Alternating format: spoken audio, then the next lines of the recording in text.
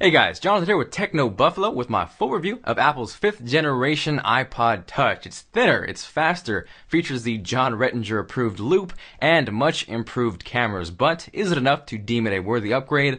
Let's find out.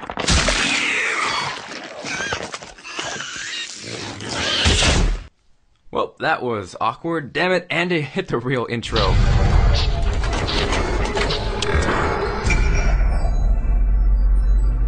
Now, I will be the first to admit, in terms of some Apple upgrades, they aren't necessarily the most drastic in terms of change. Take example, iPhone 4 versus the 4S. There really wasn't a whole lot going on in terms of change or wow factor that really made you feel the need to have or want that phone. Now, in terms of the 5th generation iPod Touch, there's actually a whole lot of change going on, starting out with the colors. Gone is that mirror-like, scratch-prone, fingerprint-prone back that you had to worry about little Jimmy greasing up or smacking him across the head because he just scratched his new $200 toy.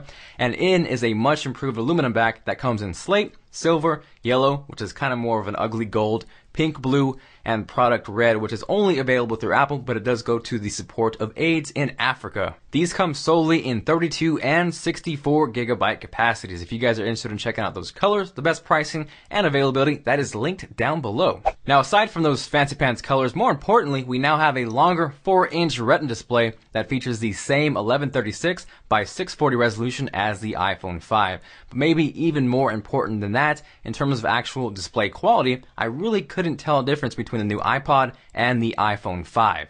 Now, on the other hand, if you put the 5th gen iPod next to the 4th gen iPod, it completely blows it out of the water. You can see the 4th gen looks a little washed out, not as crisp, not as vibrant, doesn't have nearly as good a viewing angle as the new iPod. And now, when you're watching videos, the new iPod Touch features the same 16:9 aspect ratio as the iPhone 5, so you get the full image as opposed to having those black bars across the screen. Now, even though the new iPod Touch is longer and taller, it's actually thinner and lighter than the previous generation. The new iPod Touch sizes in at 0.24 inches thin and weighs 3.1 ounces, whereas the previous gen sized in at 0.28 inches and weighs a slightly heavier 3.56 ounces. Also gone is the 30-pin connector like we saw on the iPod Touch 4th gen, and in is the new lightning port like we saw in the new Nano, as well as the iPhone 5. So yes, it is definitely a little bit annoying to actually have to get adapters to use with the new lightning port, but it's actually pretty convenient not having to worry which way to plug it in, and after actually going back to the 30-pin, it does kind of get slightly annoying having to figure out which way to plug it in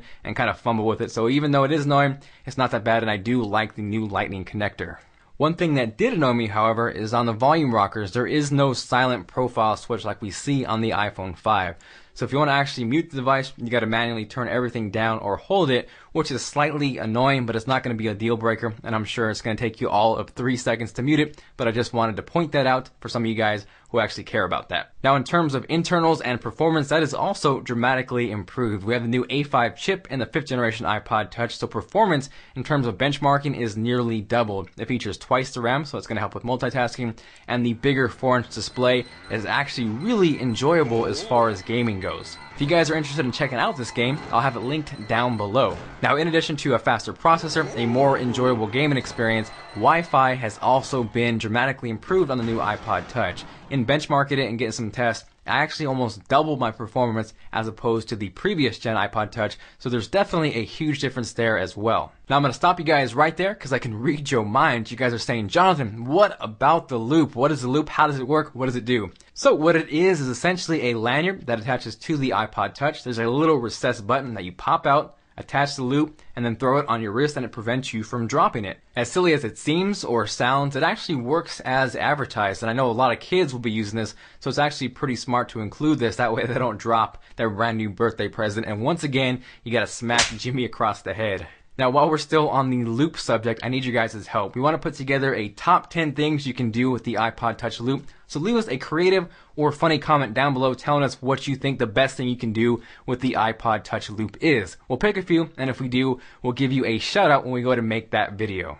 Now, lastly, in terms of big upgrades, we also see a drastic improvement to the cameras. The 4th gen iPod Touch did shoot in 720p, but in terms of stills, it was just a hair under 0.7 megapixels, so pictures looked horrid. So here is the previous 4th gen, taking a picture of Lucy, John R's dog. You can see it's a little grainy, washed out, and bam, there is the 5th generation iPod Touch. You can see it's clear, maximum cuteness engaged, and overall it just looks a lot better.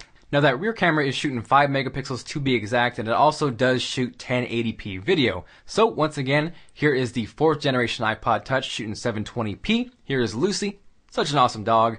And now we can check out 1080p so you can see all of her awesomeness in 1080p glory. So if you guys think that looks better, let me know by hitting that like button or leaving me a comment down below. Now, in addition to the improved rear cameras, we also see a 720p FaceTime HD camera on the new iPod Touch. The 4th gen shot VGA quality. Here's a quick look at that. You can see it's cropped. It doesn't really look good at all.